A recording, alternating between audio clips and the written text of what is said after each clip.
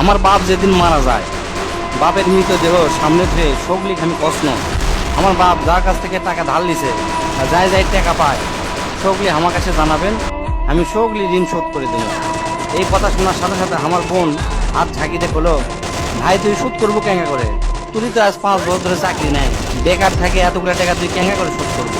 বোনকে আমি আস্তে আস্তে অভয় দিয়ে, কোনো চিন্তা করিস না বোন, বাপের সব ঋণ আমি শোধ করে দেবো, 1 টাকাও বাকি থাকবে না। পরের দিন সকালে ঘুমোর থেকে উঠতে না উঠতেই দরজা খুলে দেখি বারান্দার 4-5 জন লোক বসে আছে, পাওনাদার। দেখে আমার গাও ঘামে উঠলো। অকেরে কি কমো, আমার মুখের ভাষা আসলো না। রাতটা ঠিক মতো পার হবার দেয়নি, আসে হাজির। সামনে যাতে একদম খারাপ হলো, খারাপ হয়ে হামাক করছে, আমি অমুক ব্যাংকর থেকে আসছি, আপনার বাপ তার বেটা বেটির নামে 20 লাখ টাকা ব্যাংকত পেয়ে গেছে, তাড়াতাড়ি ব্যাংকত আসেন। বাদ বাকি 4-5 জন যারা আছে তারা সব কি করছে, আমাকে সমিতিতে আপনার বাপ 20 টাকা করে জমা করেছিল, আরেকজন করছে 50 টাকা করে জমা করেছিল, আরেকজন করছে 100 টাকা করে জমা করেছিল।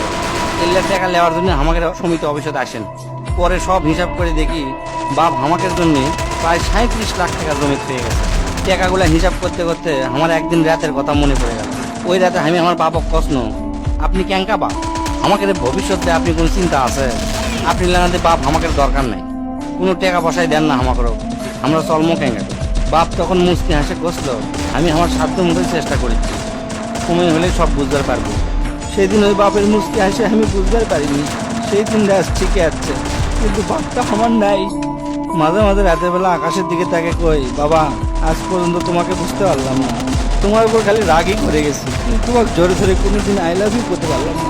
আজ বুঝিচ্ছি, কৃষক তুমি 1 শার্ট পরে 3 বছর পার করেছিল, কৃষক তুমি 1 স্যান্ডেল 32 বার সেলাই করেছিল, তোমার কাছে ক্ষমা চাওয়ার সময়টাও দিলা না। আমাকে তুমি মাফ করে দিও আব্বা, জীবনে তোমার সাথে অনেক বেয়াদবি করেছি। তার কয়েকদিন পর খোঁজলে দেখি আমার বাপ কারোর কাছে 1 টাকাও বাকি করেনি, 1 টাকাও ঋণ করেনি, বরঞ্চ অনেক মানুষক টাকা ধার দিছে, তারা এসে দিয়ে গেছে। তাই তোর হাত পাও ধরে কই, দোস্তরা তোকে বাপ অনেকেই বেঁচে আছে, বাপের সাথে কোনোদিন বেয়াদবি করবো না। বাপ যে কি ভালোবাসে এখন বুঝবো না, পরে বুঝবো দোস্তরা।